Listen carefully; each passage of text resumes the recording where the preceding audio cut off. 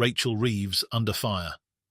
Yes, Labour's shadow chancellor is facing blistering criticism after her pledge to avoid further tax hikes was branded dishonest by none other than GB News commentator Andrew Pearce. Yeah. He never promised not to raise it. They did, You've just said it. They did. What about winter fuel payments? Yeah. He never said that he wouldn't do anything about it. But they attacked it when they were in opposition. Kemi Badenoch was a great supporter of actually... 2017, your party 4,000 published deaths. research saying there would be 4,000 additional deaths if the winter fuel allowance was taken away from basis. Your party. In 2017, that was A, it was a long time ago, B, it was before the pandemic. Well, what's changed? Everything's changed. What? Look, Andrew, look at this country. What is working in this country? Everywhere you look around you, the trains aren't running, the prisons are bursting, immigration's out of control. We have to get a grip on this country. We cannot let it carry winter fuel allowance and 10 million pensioners. I'm sorry.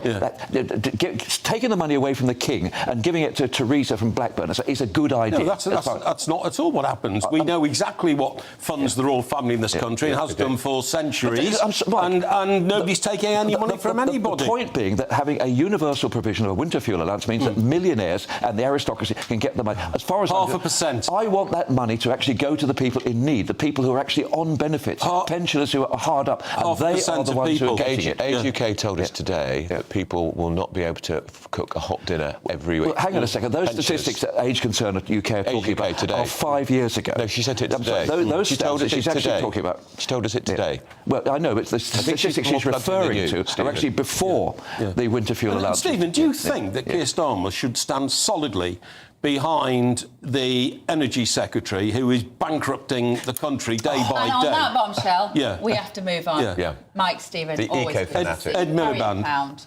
It's a clash that has left many wondering how much of Labour's economic plan can voters trust. Andrew Pearce set the tone with his scathing attack on Reeves, accusing her of breaking promises Labour made to the public before the election. They told us before the election there would be no tax rises, Pearce thundered. Yet here we are, £40 billion in increases later. Now they're splitting hairs by saying it's employers, not employees, who will feel the pinch. It's dishonest. Stephen Pound, attempting to defend Labour's position, fired back, accusing Pearce of attacking hypotheticals rather than facts. Rachel Reeves is the Chancellor of the Exchequer, Pound retorted. Her word overrides Jonathan Reynolds. You're damning someone for what they're not saying. It's Stalinist. But the deflection didn't land. For critics like Pearce, the perceived contradictions within Labour's leadership team signal deeper issues about trust and transparency, and it's not just media figures like Pearce raising alarms. Economists across the board are sceptical about the feasibility of Reeves's promise to hold the line on taxes. Ben Zaranko of the Institute for Fiscal Studies warned that Labour's plans hinge almost entirely on strong economic growth, a factor Reeves and Starmer can neither predict nor control. It wouldn't be at all surprising if those plans get topped up, Zaranko said, pointing out that mounting public sector pressures are already threatening Labour's fiscal commitments. The question then is whether the Chancellor gets lucky on growth or whether she has to come back with more tax rises. This is precisely where Reeves's critics see trouble brewing. Paul Dales of Capital Economics wasn't any more optimistic, predicting that the pledge to avoid further tax hikes could come back to haunt Reeves. Rising borrowing costs, stagnant growth, and Labour's ambitious public spending goals all combine to make her current position seem increasingly untenable. And as Julian Jessop from the Institute of Economic Affairs pointed out, the language Labour uses leaves them plenty of wiggle room to introduce smaller tax increases, further undermining Reeves's credibility. Back in the Commons, the debate raged on. During PMQs, Keir Starmer faced off against Rishi Sunak, who wasted no time in capitalising on the growing doubts around Labour's economic policies.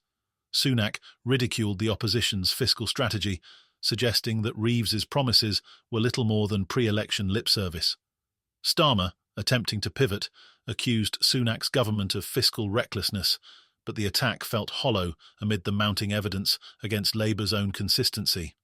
Meanwhile, political pundits and voters alike are beginning to draw comparisons between Reeves's current predicament and past instances where political promises unravelled under scrutiny. Many remember Nick Clegg's infamous tuition fee U-turn, a blunder that cost the Liberal Democrats their credibility for years. Could Reeves and Labour be on a similar trajectory, But the economic storm isn't the only scandal brewing for Labour. During the same PMQ session, Starmer found himself in hot water over a completely different issue: blasphemy laws. Labour MP Tahir Ali urged the party to introduce measures to prohibit the desecration of religious texts, including the Quran, as part of efforts to combat Islamophobia. When pressed by the Prime Minister, Starmer refused to rule out the possibility, triggering a firestorm of criticism from free speech advocates and political opponents. Campaigners fear that any move toward implementing such laws would erode free speech and set a dangerous precedent. Reform UK MP Rupert Lowe called the proposal outrageous, warning that it risked undermining fundamental British values. Even within Labour's ranks, there is unease over Starmer's ambiguous response. Critics argue that his failure to outright reject the idea of blasphemy laws sends a troubling signal about Labour's commitment to protecting free expression. The timing couldn't be worse for Starmer.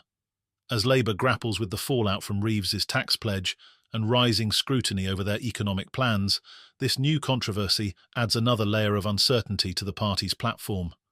Shadow Justice Secretary Robert Jenrick made his position clear, stating unequivocally that blasphemy laws have no place in the UK.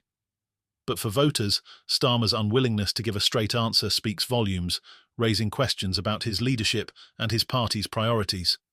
Adding fuel to the fire, Starmer's critics have pointed to past incidents as evidence of a growing trend toward curbing free speech under the guise of protecting religious sensitivities. The 2021 Batley Grammar School controversy, where a teacher was forced into hiding for allegedly showing an image of the Prophet Muhammad, remains fresh in public memory. More recently, the uproar over a student lightly damaging a Quran in Wakefield earlier this year reignited debates about the limits of free expression. With such flashpoints already dividing public opinion, Starmer's handling of this latest issue has left many wondering whether Labour is prepared to tackle these challenges head-on, or whether they'll shy away from the tough decisions. As the dust settles, the question now is whether Labour can regain control of the narrative. On the economic front, Reeves and Starmer face an uphill battle convincing voters that their promises are more than empty words.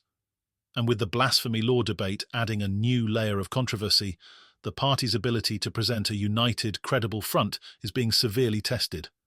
For now, Labour finds itself caught between a rock and a hard place.